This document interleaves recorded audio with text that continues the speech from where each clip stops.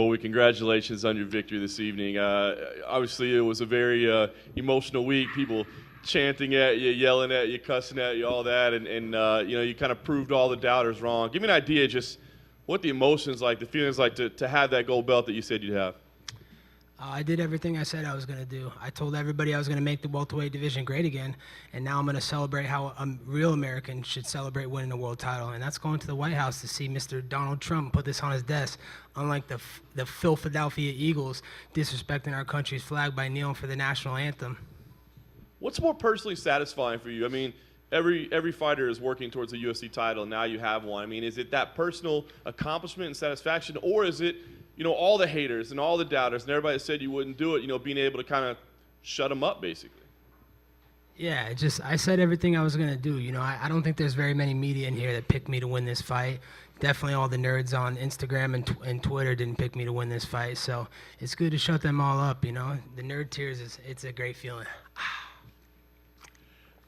Your game plan obviously was relentless aggression, wrestling. You stuck to it for the full 25 minutes. I want to ask, how the fight played out versus your expectations. He did have a couple of great moments. He even took you down a couple of times. How did it play out versus what you thought? He did a lot better than I thought he would do. I thought I was going to melt him within 2 rounds, but he's got good cardio, a lot better than Tyron Woodley. So, it was a good fight. We put on a good show for the fans. And last thing for me, Colby, Tyron took to social media right away and said, listen, let's do this, let's get it done. Give me an idea. I mean, what's your condition right now, your health? I mean, how fast could you turn around after a 5-round battle like that and have this unification fight? I'm looking at, is the Madison Square Garden card in November? Should be. Yeah, so I'm looking around that time frame, I put in a lot for this camp, so I want to keep getting better. I'm getting better every time you see me. I'm putting a lot of work in Muay Thai, so, the guy's a fake, man. He's out there spitting bars. You should go listen to that, man. If you guys think you hate me now, go listen to him try to do his rap album right now. That's a joke. So besides that, he's doing his little gossip stuff in Hollywood. He's doing these little B-list movie roles that go straight to DVD. He's doing anything but fight, and that's why I'm here. I'm making this welterweight division great again. Hi, Colby. I'm wondering if you've been able to talk to Dana. When he was here, he said he could get you into the White House. I haven't got to talk to Dana. I talked to Dan Lambert. He has that connection to get me in there too. So, I think we're going to talk after this conference and definitely get me into the White House and put this on Trump's desk. And explain what's going on with this water bottle. Does that say nerd tears on side? Yeah, this does say nerd tears. All the people out there that doubted me, all the nerds and virgins, which is mostly my haters, this is for them, They're all crying on social media right now. They're all complaining. They're probably saying, oh, RDA is a washed-up lightweight. No one gives me credit. I guess all I do is talk. I can't fight and prove it. Colby, congratulations, of course, on the win. You obviously are a strong wrestler, but you did show other facets to your game tonight. Was that part of the plan, or were you surprised that, maybe RDA resisted a little bit and you had to switch things up a little bit? Because you did show more than just your wrestling. Yeah, I wanted to come and show that I'm the most well-rounded fighter on the planet, and that's what I did tonight. I can now strike anybody.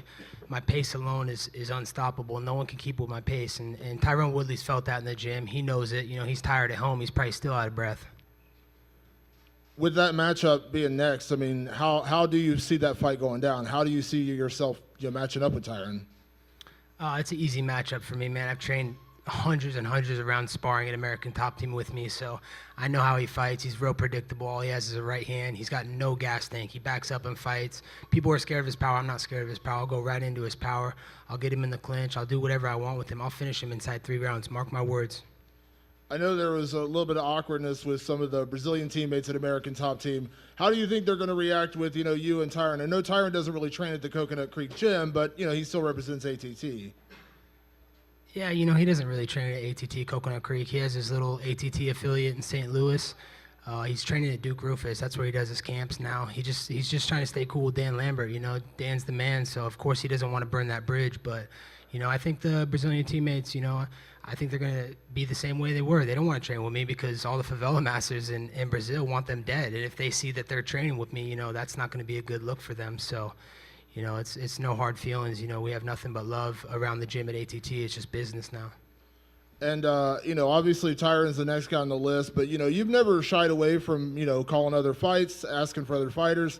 One guy who's out there at welterweight, or hopefully at welterweight again one day, is George St. Pierre. And I heard that that's a fight you might be interested in at some point. Yeah, I'm definitely interested in GSP, that Serb-sucking Canadian. I'll bury him right where he stands. Colby, congratulations right here. Congratulations on the victory. Were you surprised that there was some Colby chants going on this evening? No, not surprised at all. I think these people now finally get what I'm doing, and I'm putting on entertaining shows for the fans. And I think I'm probably going to turn to a baby face for my next fight because nobody likes Tyron Woodley. That guy's too busy gossiping about the Kardashians. He's in Hollywood on his little TMZ stint. So I think people are going to really embrace me, as making this division great again like I am. Thank you. Actually, speaking of that, and congrats, Colby. Thanks. Looking at the replies on Tyron's 2 tweets about you, overwhelmingly positive in his favor. And so I wonder if you feel like you're almost doing him a favor here because, for his last few fights, the fans have been kind of against him, but they're all saying, shut him up, beat him up, things like that. Yeah, he could try. The same thing went for RDA tonight. They all said, hey, shut him up. But now he's most wanted man in the world right now. Everybody hates him, so everybody hates me. So now that he lost to me, he's not going to be able to show his face in Brazil anymore. So, Tyron Woodley, same thing. Everybody, the same thing's going to happen to him, the same fate, and they're going to turn on him after I beat him. Does this really feel to you like you're the champion? Like, is this the feeling that you dreamed of when you dreamed of becoming a champion, or do you feel like you'll only feel that way once you beat him? This is the undisputed strap. He had a chance to fight me last December. He was good to fight Nate Diaz. He was good to fight GSP, but, he couldn't get his money fight, and all of a sudden he needs preventative shoulder surgery that he waited 8 months to get after Damian Maia. So this is the real strap. He has the paper strap. Now he knows I'm the money fight. I built that fight, and no one wants to see him. They want to see me. And just one more thing, you've seemed to have drawn the ire of your former roommate, John Jones. He was tweeting a lot about you, and I'm wondering if you had any response to some of the things he was saying. No comment on John Jones. He is who he is. What do you mean by that? I mean, he's done what he's done for himself. I have nothing further to say. This is the real belt, so, I don't have anything to say about him. Thanks. Colby over here. You talking about the potential fight with Tyron Woodley. You mentioned some of the teammates who weren't very happy with you. Is there any concern preparing for Tyron that maybe some disgruntled teammates who have ties to Tyron Woodley, there may be some type of relay of information?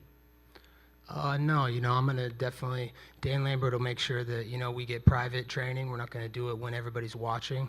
I got great training partners, Dustin Poirier, Jorge Masvidal, my best friend. He's the best look for Tyron Woodley. So, we'll do private training on certain times when no one's in the gym, so it won't be a problem. American Top Team's so big. Dan Lambert built a mecca of unbelievable gym out there, so there's tons of space, unlimited space. So I'm not worried about them. And speaking of Dan Lambert, before you came over to the media table and called us all nerds, you had a great embrace with him when you left the cage. Can you just describe to us what it means to bring that belt back to Dan and to American Top Team? It's everything that I told him the day I got to American Top Team. I was born and raised in American Top Team. I left college. He gave me an opportunity to come down to American Top Team, and, he's taken me in like a son, and I can't thank Dan enough, to do this from, the ground up. There's not many fighters that do that. Most of the fighters, they train and then they come to other big gyms. I started American Top Team. I was born and raised there. So it was an unbelievable moment to see, my agent, Dan Lambert, and the owner of our gym, American Top Team. And I'm proud that I could bring this belt and put it in the mantle right in the front of American Top Team. Thanks, Colby. Hi, I understand your fervent support of Trump and of the anthem, but are you aware that none of the Eagles ever kneeled? I'm not aware of that, but what did they do? Didn't they not come out for the national anthem? They stayed in the tunnel or something? No, that hasn't gone into effect yet. The most is one of the players raised his fist and one of his white teammates put his hand on his shoulder. Well, I am aware that they, turned down their invitation to go see Trump, and that's a big slap in the face to America. I mean, there's all the brave men and women of America that put their lives on the line so they could have their freedoms to eat out of their silver spoons. They've been, the NFL players get so much leeway and so much money for, such a joke. So, You know, it's a joke that they turned down America. They wouldn't have their freedoms. Try going to Puerto Rico. Let's see how well they would do over there if they would make that kind of money. So, you know, it's a big slap in the face and disrespectful to America to turn down Trump's invitation. Well, understand that. You know what they're saying is they're doing it for social justice, for minorities to be treated equally. And what do you say on that front? Because a lot of times people don't raise this issue with other athletes that take issue with it. Last time I checked, they weren't paid all that money to be political people. They were paid to play football. So I gotta say, if I see them in the streets, I'm probably gonna slap them. Okay. Any more questions? Okay, thank you.